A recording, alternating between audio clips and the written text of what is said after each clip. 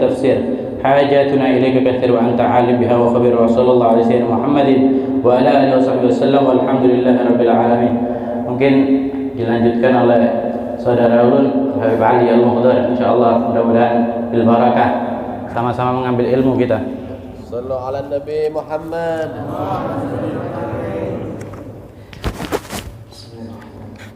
Assalamualaikum warahmatullahi taala wabarakatuh. Waalaikumsalam warahmatullahi wabarakatuh. Alhamdulillah rabbil alamin. Asyhadu an la ilaha illallah wahdahu la syarika lah wa asyhadu anna sayyidana Muhammadan abduhu wa rasuluhu la nabiyya ba'dah. Allahumma salli wa sallim wa barik wa karim ala sayyidina Muhammadin ghina'il fahri wa hayati ruhi wa sururi qalbi wa najati fid dunya wal akhirah wa ala alihi wa sahbihi wa barik wa sallim. Rabbi israh li sadri wa yassir li amri wahlul 'uqdatam min lisani yafqahu qawli. Amin ya rabbal alamin.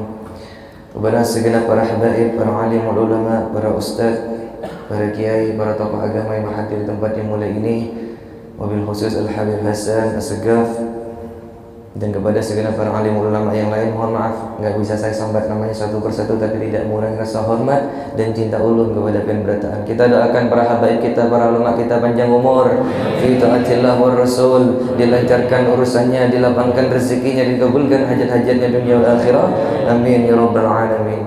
Dan kepada segenap para hadirin wal hadirat rahimakumullah, jazakumullah khairan katsiran wa anil jaza. Terima kasih banyak terlebih kepada segenap para jamaah daripada Masjid Babur Rahmah. Insyaallah sesuai dengan namanya Babur Rahmah, menjadi pintu rahmat buat kita semua. Wabil khusus kepada Haji Junaidi, beliau sahibul wasilah, sahibul wasitah, jembatan sehingga kita bisa sampai dan bersilaturahmi ke sini. Kita mengharap satu, silaturahmi kita enggak terputus di dunia, Pak, tapi tersambung sampai di akhirat. Syukur alhamdulillah, patutlah kiranya kita panjatkan kehadiran Allah Jalla Jalaluh, bahwasanya kita masih bisa berhadir di tempat yang penuh dengan keberkahan ini, yang penuh dengan kemuliaan ini, dalam keadaan sehat walafiat. Sahabat salam kita haturkan kearibahan baginda Sayyidina Muhammad Rasulullah sallallahu alaihi wasallam dengan afdhalus salawat. Allahumma salli ala Sayyidina Muhammad wa ala ali Sayyidina Muhammad. Alhamdulillah, tadi sudah banyak ilmu disampaikan sama Al-Habib Hasan As-Sagaf. Mungkin di sini ulun cuma melanjutkan sedikit. Ada salah satu hadis Nabi, beliau mengatakan, man nasiya sholata alayya khuti'a tariqal jannah. Barang siapa orang yang lupa bersolawat kepadaku, kata Nabi, jalannya ke surga salah. Jalannya ke surga salah. Kita udah punya kunci, Pak. Kita punya kunci ke surga. Apa kuncinya? Miftahul jannah la ilaha illallah. Kuncinya surga kalimat tauhid la ilaha illallah. Jadi yang bisa masuk surga ini, Pak, yang punya kunci sudah. Kalau orang nggak punya kunci, nggak mungkin bisa masuk surga. Sayyidina Abu Bakar As-Siddiq radhiyallahu an, salah satu sahabat yang mulia, ketika ibunya nggak mau masuk Islam, didoakan mati-matian sama beliau, dimintakan doa ke Nabi.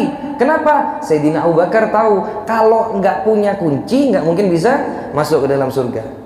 Ibunya sahabat nggak bisa masuk surga kalau nggak punya kunci.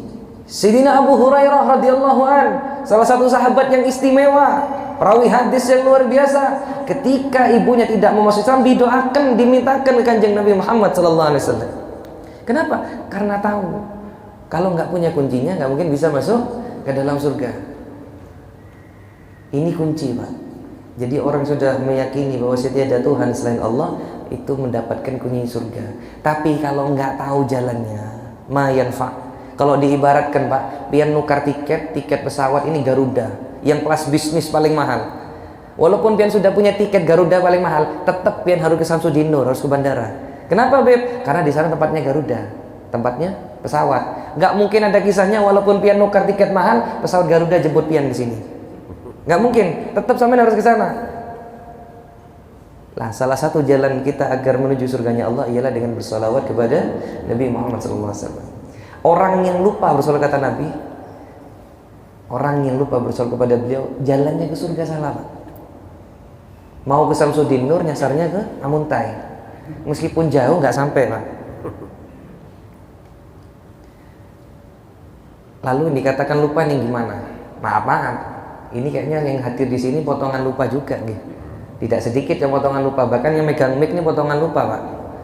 Makanya ada maulid, ada majelis, kita diingatkan, kita bersolawat kepada beliau, kita menyanjung nama Nabi.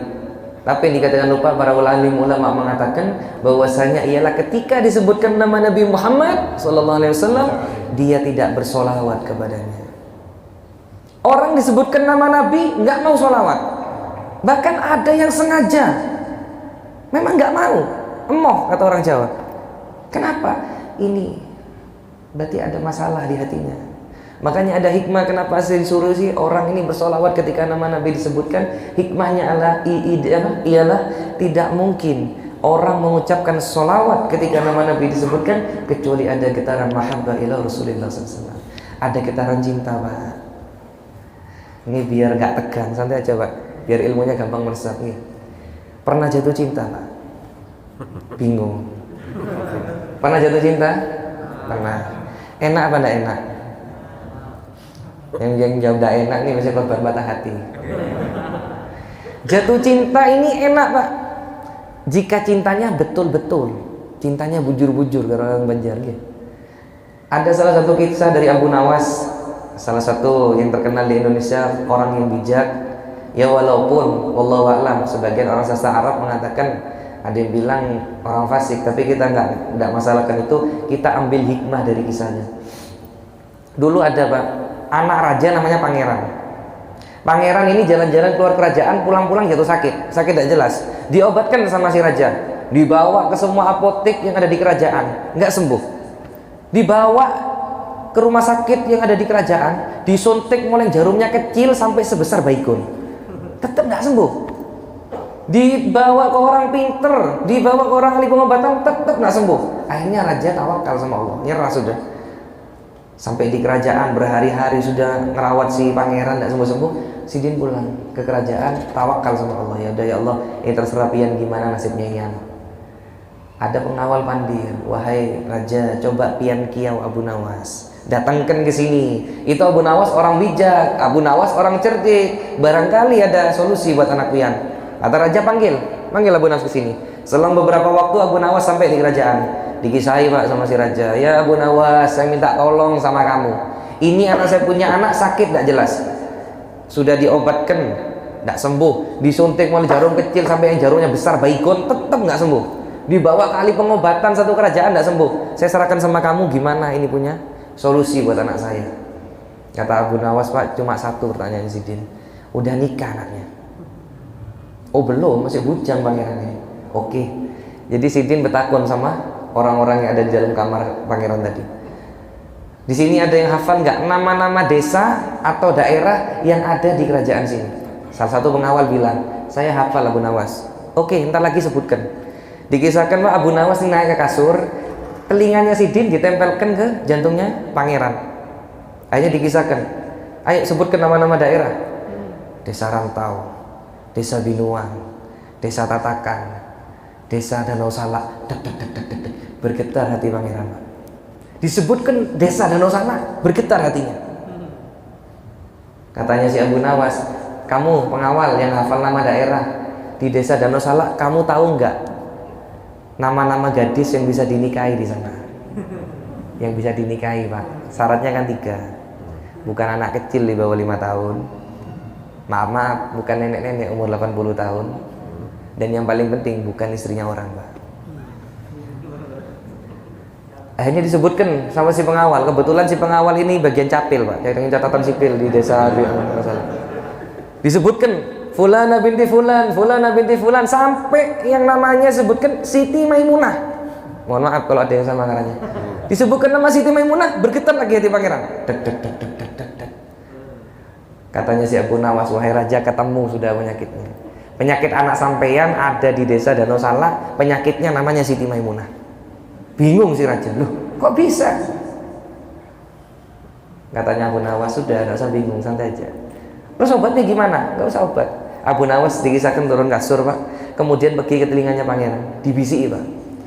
Wahai pangeran, kamu cepat bangun, kamu mandi-mandi, entar lagi kita berangkat ke desa Danau Salak, kita ngelamar Siti Maimunah. Langsung bangun, langsung sembuh. Ternyata Abu Nawas tadi kena penyakit bukan malaria, Pak, malah rindu. Sama halnya seperti kita, ketika kita ada getaran mahabbah kepada Rasulullah sallallahu alaihi wasallam, ketika disebutkan nama Nabi, hati bergetar, Pak.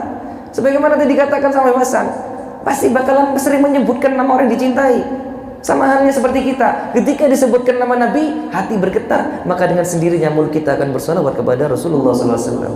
Allahumma shalli ala sayyidina Muhammad. Orang bisa dikatakan cinta sama Nabi ini, Pak, diantaranya adalah yang pertama, dia himung, dia gembira dengan kelahiran Nabi Muhammad. Dia mengadakan perayaan daripada kelahiran Nabi Muhammad sallallahu alaihi wasallam. Yang kedua, yaitu dia sering mengucapkan solawat kepada beliau dan mengucapkan solawat ketika nama beliau disebutkan. Dan yang ketiga, orang dikatakan ada getaran mahabbah kepada Nabi ialah ketika dia ini selalu ittiba, takzim dengan sunnah-sunnahnya Nabi Muhammad sallallahu alaihi wasallam. Ikuti sunnah, Pak, sebagaimana Habib Hasan disampaikan. Kadang sekarang ini apa, Pak? Orang ini sudah banyak belajar masalah sunnah. Tapi maaf, ini di Jawa. Kalau di sini insya Allah orangnya baik semua. Di Jawa ini, Pak, ada penyakit. Sudah tahu tentang ilmunya, kurang menghargai masalah sunnah. Maaf. Ini di Jawa. Saya pernah ikut pengajian. Ada ceramah masalah maulid begini, ceramah sampai bab masalah sunnah. Di tengah-tengah majelis minumnya pakai tangan kiri, Pak. Ada biasanya. Kenapa? Ini kurang menghargai sunnah. Tahu harus minumnya pakai tangan kanan, cuma bisa dia pakai tangan kiri. Kurang menghargai sunnah. Nanti ditanya gimana cara motong kuku, kanan atau kiri dulu. Waduh, Bib, kanan kiri gak ada masalah. Yang penting bersih. Kan susah. Masuk kamar mandi gimana? Kaki kanan atau kaki kiri dulu? Gak ada masalah, Bib. Kaki kanan atau kaki kiri, mau loncat, yang penting gak jatuh. Ini kenapa? Kita kurang menghargai sunnah. Sudah sampai ikuti sunnah itu sampai berkah. Nggak perlu sampai tanya ini sunnah fadilahnya apa, keutamanya apa, nggak perlu. Ikuti sampai berkah hidupnya. Imam Ahmad bin Hanbal mendapatkan pengampunan dosa dari Allah. Berkat apa? Berkat mengikuti sunnah Nabi yang sepele, Pak. Imam Ahmad sama rombongan ini pernah berangkat ke pemandian. Sama rombongan, satu rombongan ini latihan bertahan. Sampai di tempat sana, rombongannya Imam Ahmad ini nggak mikiri masalah aurat. Pakai selawar pendek masuk ke pemandian. Imam Ahmad ingat, wahai barang siapa yang beriman kepada Allah dan Rasulnya tidak mungkin masuk ke hammam, ke kamar mandi atau ke tempat pemandian kecuali menggunakan tape, pakai sarung. Sidin ambil tape, nutupi aurat, masuk ke pemandian, nyemplung baru mandi. Berkat itu beliau dapat mimpi suara. Di dalam mimpinya, abzir ya Ahmad, dengarkan wahai Ahmad, semua dosamu telah diampuni sama Allah. Imam Ahmad di dalam mimpinya bertanya, kok bisa apa yang saya lakukan? Berkat engkau kemarin pakai tape waktu masuk ke hammam, ke tempat pemandian, dan engkau menjaga auratmu, kau ikuti sunnah nabimu, maka Allah memberikan pengampunan dosa untukmu. Berkat pakai tape, Pak. Ditanya sama Ahmad, man qail, siapa yang ngomong ini? Ana Jibril. Dimimpikan suaranya malaikat Jibril ngabarkan diampuni dosanya Muhammad berkat ngikuti sunnah Nabi yang sepele, pakai tape. Nggih. Pokoknya sekarang kita ikuti sunnah. Sebagaimana Ibu Hasan disampaikan. Masuk masjid ada doanya, keluar masjid ada doanya. Masuk rumah mengucapkan salam, itu lakukan sunnah. Insya Allah, pokoknya hidup kita berkah, Pak. Nggak usah kita bingung, lain-lainnya jangan. Mau sholat kalau bisa, mau ibadah apapun pakai siwak.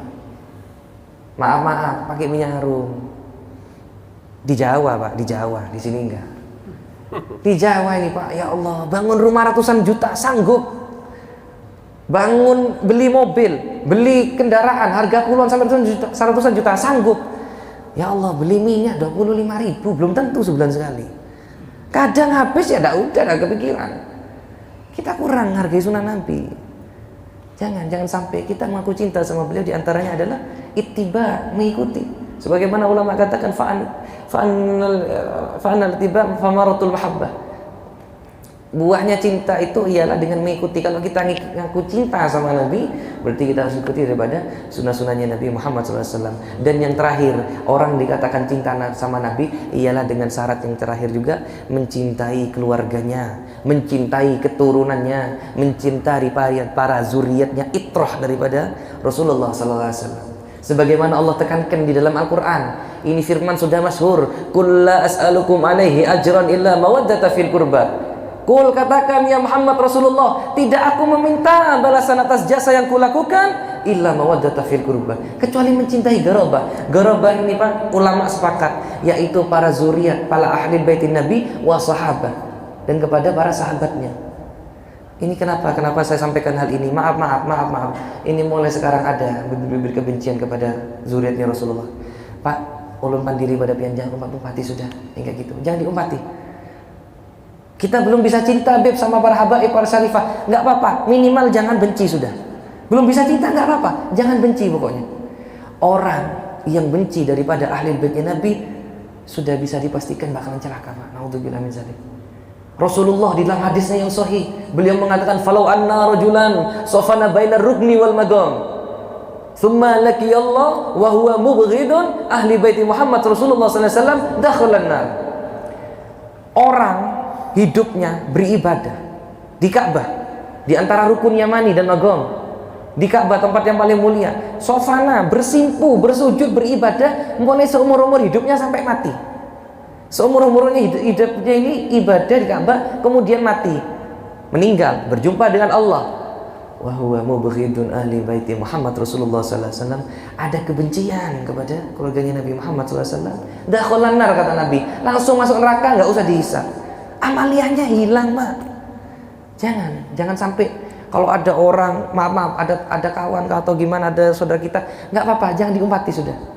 Jangan diumpati kan membenci Nabi. Naudzubillah, jangan sampai ulun madai gini, Pak, bukan karena apa, nggak ada maksud tujuan lain. Ulun sayang sama pian. Ulun memadai kayak gini, ulun sayang. Kita sama-sama pingin berkumpul sama Rasulullah. Jangan sampai benci kepada keluarganya, macam-macam, Pak, keadaan tingkah habaib. Jangan pian umpati, Pak. Kalau ada yang aneh-aneh jangan diumpati, cuma jangan membenci pada mereka. Sudah, kalau nggak sanggup agak dijauhi, Pak.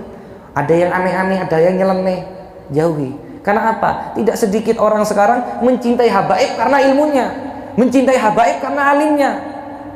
Kalau habibnya ndak alim, habibnya ndak soleh, habibnya maksiat, dihinakan, dikucilkan, dibenci. Hati-hati, jangan. Dalilnya apa? Pasti orang mengatakan, inna ana akramakum indallahi atqakum. Orang yang mulia di mata Allah ini, Beb, bukan habibnya tapi takwanya. Hati-hati, Pak. Ulun mau tanya dulu, takwa ini apa, Pak? Imtithalul awamir, menjalankan perintah. Di antara perintahnya Allah, di antara perintahnya Rasulullah SAW ialah mencintai keluarganya, menyayangi keluarganya. Wa ahibbu ahla baiti lihubbi, cintailah keluargaku sebagaimana bentuk kecintaanmu kepadaku. Rasulullah nggak bilang suruh pilih-pilih yang alim, enggak. Allah nggak menekankan cintai habib yang alim, enggak. Cintai semua habaib. Ada kelakuan yang aneh-aneh, habaib yang tua-tua mengatakan jangan diikuti yang aneh-aneh, jangan diumpati. Maaf, jangan sampai cinta buta. Ada habib suka mabuk, ada habib suka ngobat, pian tukarkan, habib mabuk, habib obat. Itu namanya keblinger, Pak. Dosa sampai menghinakan Rasulullah. Kalau ada habibnya salah, jangan didekati kalau memang nggak sanggup hati kita. Tidak apa-apa, rentang jarak. Yang penting jangan ada kebencian kepada mereka. Jangan didekati kalau memang kita nggak sanggup. Hati kita belum bisa membawa untuk mengajak mereka kembali jalannya Allah. Justru orang yang derajatnya cepat ditinggikan sama Allah ketika bisa mengajak anak cucu Rasulullah yang keadaan sekarang mungkin masih tersesat, diajak menuju jalan yang lebih baik dengan rahmat, dengan kasih sayang sebagaimana Rasulullah ajarkan, bukan dengan cara dihina, Pak, bukan cara dicaci maki, bukan dengan cara disalahkan. Kalau orang bertanya, ya Habib, kenapa sih para habaib harus dimuliakan? Keistimewaannya apa? Sekarang saya tanya pertanyaan itu kepada pian. Pian, keistimewaannya apa? Kenapa umat Islam dikatakan khairu ummah? Kenapa umat Islam dikatakan sebaik-baiknya umat? Apakah nggak boleh umatnya Nabi Isa protes sama umat Islam? Apakah nggak boleh umatnya Nabi Musa protes sama umat Islam? Para anbiya mereka punya umat, tapi kenapa umat Muslim, umat Islam dikatakan sebagai khairu ummah, sebaik-baiknya umat? Kenapa? Yahtasyu bi rahmatihi may yasha. Allah sudah mengkhususkan dengan rahmatnya siapa yang beliau inginkan, siapa yang beliau kehendaki. Umatnya Nabi Isa nggak bisa protes. Umatnya Nabi Musa gak bisa protes kalau umatnya Nabi dijadikan sebaik-baiknya umat. Sama halnya kepada di dalam khairu ummah tadi. Di dalam khairu ummah ini, di dalam umat Islam ini, sebaik-baiknya umat ini terdapat khususnya lagi, yaitu kepada ahli baitnya Rasulullah, itrahnya, keturunannya, para sahabatnya, para alimul ulamanya yang istiqomah. Itu yang dihususkan sama Allah. Disuruh cintai mereka, terlebih kepada keluarganya Nabi. Jangan sampai ada kebencian. Kalau kita ada kebencian berarti kita sudah melentang daripada keridhoannya Allah, Pak. Jadi pokoknya intinya jangan sampai membenci kepada keluarganya Nabi. Naudzubillah, sudah bisa dipastikan bakalan dilaknat sama Allah. Mudah-mudahan barokah di tempat ini kita makin kecintaan. 10 menit lagi terus aja. Oh terus kan? Sini sampai Islam biasanya. Oh, Nggih. lanjut. Nggih, Oh, salat aja di doa ada, Pak. Allahumma sholli ala sayyidina Muhammad. Allahumma shalli alaihi. Yang penting ulun sampaikan tadi, yang kita dikatakan orang yang sudah cinta kepada Nabi Muhammad SAW ialah ada 4. Yaitu yang pertama, jika dia himung, dia senang dengan kelahirannya Nabi, dia mengadakan peringatan Maulid Nabi, berbanyak sholawat kepada beliau dan mengucapkan sholawat ketika nama beliau disebutkan, dan kemudian takzim sunnahnya Nabi, ittiba kepada setiap apa yang diajarkan sama Nabi, dan yang keempat adalah mencintai keluarganya Nabi Muhammad SAW. Insya Allah itu, Pak, yang menyelamatkan kita dunia dan akhirat. Jangan khawatir, insya Allah Islam ini mengajarkan kita dengan rahmatan alamin. Dalam keadaan semudah mungkin, sudah Pak, Islam ini gampang. Rasulullah ngasih tahu sama kita, miftahul jannah la ilaha illallah. Jalan menuju surga yaitu diantaranya membaca sholawat kepada Nabi dan mengucapkan sholawat ketika nama Nabi disebutkan. Dan diantara jalan ke surga yang lain, kata Nabi, yaitu orang yang menuntut ilmu. Makanya, Pak, jangan kolir ke majelis, jangan malas ke majelis, datangi majelis. Rasulullah SAW bersabda, man salaka tariqan yaltamisu fiha ilman sahalallahu lahu bihi tariqan ilal jannah. Barang siapa orang ini menuju jalan, menempuh suatu jalan untuk menuntut ilmu, maka Allah akan mempermudah baginya untuk mendapatkan jalan mudah menuju surganya Allah SWT. Orang yang menuju jalan untuk menuntut ilmu, menambah ilmu, akan dipermudah sama Allah untuk menuju jalannya ke surganya. Makanya jangan malas-malas. Kalau kita datang ke majelis taklim, majelis zikir, majelis maulid, datangi, Pak. Datangi. Kadang ada penyakit, Pak. Maaf, ini di Jawa. Di Jawa ini ada penyakit, Pak. Kalau sudah merasa tua, nggak perlu nuntut ilmu. Itu di Jawa. Nggak, di sini orang baik semua, insya Allah. Kalau sudah merasa tua, nggak menuntut ilmu, hati-hati. Habib, saya sudah tua, saya sudah sepuh. Yang cari ilmu yang muda, yang cari ilmu yang kekanakan, yang masih baru-baru balik, itu yang cari ilmu. Lu sudah tua, nggak perlu cari ilmu. Hati-hati, Pak. Husnul khotimah ini butuh ilmu. Husnul khotimah itu ada ilmunya, nggak murah, nggak gampang. Diajarkan bagaimana cara menjalani hidup yang baik, diajarkan bagaimana cara menyampaikan daripada sunnah-sunnahnya Nabi, diajarkan bagaimana kewajiban-kewajiban kita sebagai umat muslim. Itu ada ilmunya. Kita ngarep husnul khotimah tapi nggak menuntut ilmu, ya Allah. Hati-hati, kadang ini ada penyakit, Pak. Mudah-mudahan dihindarkan orang-orang Kalimantan dari penyakit seperti itu. Syekh Muhammad Said Rondon Al-Buti, Pak, ulama yang luar biasa, salah satu hujjah ahli sunnah wal jamaah. Salah satu ini luar biasa, beliau itu pernah berkisah, Pak, Syekh Muhammad Said Rondon Al-Buti, ketika beliau dulu diantarkan sama bapaknya ke pondok, disampan diri sama ayahnya, Pak. Nah, jika untuk mendapatkan cintanya Allah dengan menjadi tukang sampah, maka akan aku jadikan kamu tukang sampah. Tapi berhubung saya nggak tahu lagi untuk mendapatkan cintanya Allah, mendapatkan keridhoannya Allah, kecuali kamu menuntut ilmu. Makanya kamu taruh di tempatnya orang-orang mencari ilmu. Sekarang apa? Banyak penyakit, Pak. Naudzubillah min dzalik. Jangan sampai kita takut. Aduh, Beb, kalau mondok nanti nggak jelas masa depannya. Kalau mondok nggak punya ijazah, nggak bisa masuk perkantoran, nggak bisa nanti kerja di perusahaan. Hati-hati. Rezeki itu yang Allah yang ngatur, Pak. Bukan ijazah. Hati-hati. Tuntut ilmu, Pak. Kita punya anak, ajarkan pertama adalah masalah din, masalah agama. Utamakan agama ini, Pak. Maaf. Ini akhir zaman sudah, Pak. Pian ajarkan dulu kepada anak itu maaf. Bukan diajarkan masalah lain-lainnya, sosial, masalah ini. Ajarkan dulu yang pertama agama, biar melekat di hati mereka. Kenapa? Ketika ada sesuatu hal, kalau ada agama, dasar agama, insya Allah, Pak, seburuk-buruknya orang yang punya dasar agama dari kecil tetap dilindungi sama Allah SWT. Kenapa? Sekarang ini kadang orang takut. Pokoknya insya Allah cari ilmu semaksimal mungkin, amalkan ilmu kita, insya Allah kita selamat dunia dan akhirat. Insya Allah selamat dunia akhirat. Kenapa? Rasulullah mewarisi kita ini ilmu, Pak. Kok jangankan ilmunya Nabi.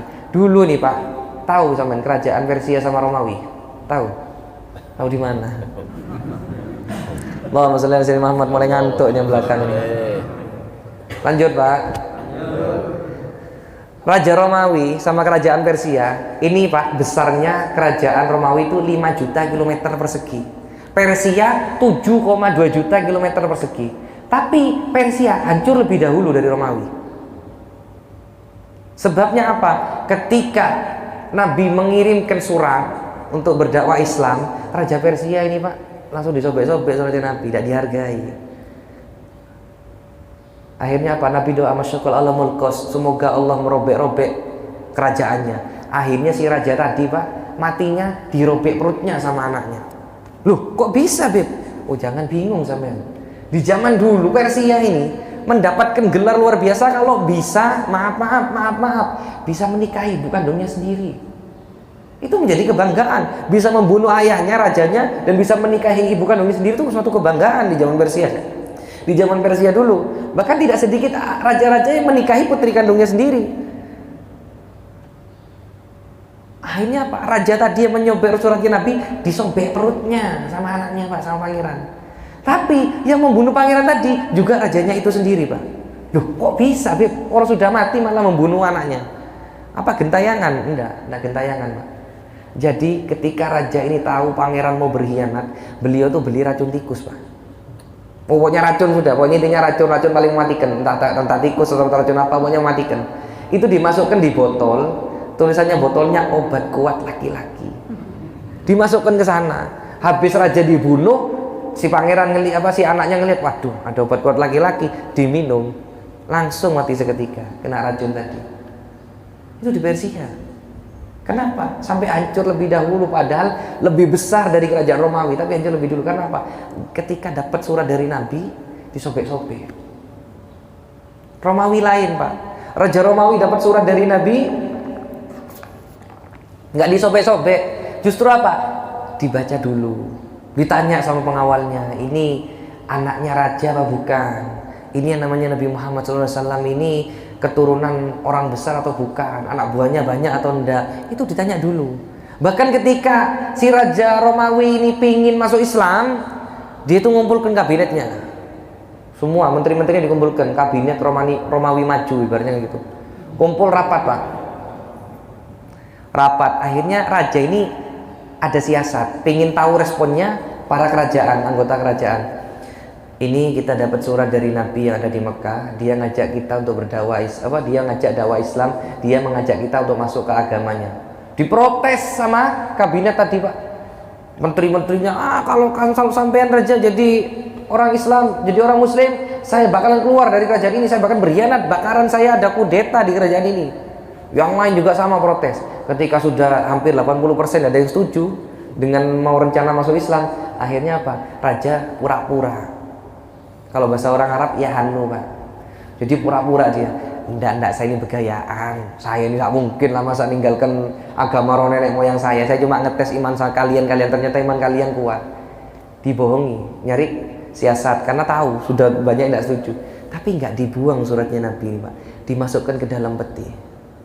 Sampai dikatakan bahwasanya di dalam suatu kitab Romawi ini eksis sampai bertahun-tahun. Salah satunya adalah penyebabnya adalah menyimpan suratnya Nabi. Ketika ada salah seorang dari kabilah Arab datang ke Romawi main-main tanya, gimana sih kok bisa Romawi ini maju, berjayanya lama, Persia sudah hancur dari waktu itu, kok Romawi tetap eksis kerajaannya. Ditunjukkan sama keturunan wallahu alam, kalau tidak kelima kan 6 keturunan dari raja yang pertama. Dibukakan peti, qad zala aksarul khurufi, tulisannya banyak yang pudar, banyak yang hilang sudah. Dibukakan apa? Ternyata diisi peti tadi adalah suratnya Nabi Muhammad SAW. Berkat nyimpan suratnya Nabi, selamat kerajaannya. Kalau kita Pak, kita bukan cuma ditinggali surat, kita ditinggali warisan ilmu sama Nabi. Tinggal kita mau robek-robek atau kita mau simpen dan kita amalkan, itu tinggal kita sudah. Kita tinggalkan sudah warisan ilmu sama Nabi. Kalau kita amalkan, insya Allah menyebabkan kita selamat dunia dan akhiratnya Allah Subhanahu Wa Taala. Mudah-mudahan berkah di tempat ini Allah panjangkan umur kita, Allah lancarkan rezeki kita, Allah mudahkan segala urusan kita, dikabulkan hajat dunia dan akhirat kita. Diberikannya kita ketambahan cinta kepada Rasulullah sallallahu alaihi wasallam. Ditambahkan kecintaan kita kepada para zuriatnya Rasulullah sallallahu alaihi wasallam. Ditambahkan kecintaan kita kepada para sahabatnya Nabi Muhammad sallallahu alaihi wasallam. Ditambahkan kecintaan kita kepada warasatul anbiya-nya para nabi, yaitu para alim ulama, para kiai yang istiqomah. Ditambahkan kita agar selalu bisa mengharapkan hidayah inayah daripada Allah Subhanahu wa taala. Selalu kita ini tambahkan rasa kecintaan untuk takzim dengan sunnah-sunnahnya Nabi Muhammad sallallahu alaihi wasallam. Dan berkah daripada tempat ini menjadi saksi bagi kita orang-orang yang bahkan berkumpul dengan Nabi Muhammad sallallahu alaihi wasallam. Syafaatnya akan turun kepada kita semua, kepada keluarga kita, anak cucu kita, amin. Dan insyaallah kita semua yang hadir di sini tidaklah kita meninggal daripada dunia ini kecuali dalam keadaan beriman husnul khatimah. Rabbi fanfa'na bi barakatihim wa dinal husna bi hurmatihim wa amisna fi dariqatihim wa mu'afati minal fitan. Rabbana atina fid dunya hasanah fil akhirati hasanah wa qina azabannar. Wa sallallahu ala sayyidina Muhammadin wa ala alihi wasallam walhamdulillahi rabbil alamin. Mungkin kiranya itu Pak yang bisa ulun sampaikan. Ada salah, ada khilaf, ada perkataan yang kurang berkenan, ulun minta halal, minta maaf, minta ridho kian berataan. Dan ini Pak selajur Habib ini sambil silaturahmi, Habib bawa oleh-oleh. Ini bawa minyak harum, gasan buat ibadah, lakian binian sama baunya buat ibadah nggih. Kalau ada yang hendak nanti di luar masjid ada hadiah bil hadiah selawi ribu. Kalau ada yang hendak maaf Pak sama habaib bukan jual beli, hadiah bil hadiah. Sampai niatkan ya Allah ulun berhadiah sama Habib 100.000, ini gasan hadiahnya buat almarhum atau almarhumah keluarga ulun. Sampai Pak, hadiah bil hadiah bukan jual beli. Ulun berhadiah sama pian minyak harum ini, pian berhadiah sama ulun 100.000 untuk perjalanan dakwanya Habib. Insya Allah Habib juga bisa mendoakan Allah gantikan lipat gandakan rezeki dan bertahan. Akhirul kalam, wassalamualaikum warahmatullahi wabarakatuh. Waalaikumsalam warahmatullahi wabarakatuh.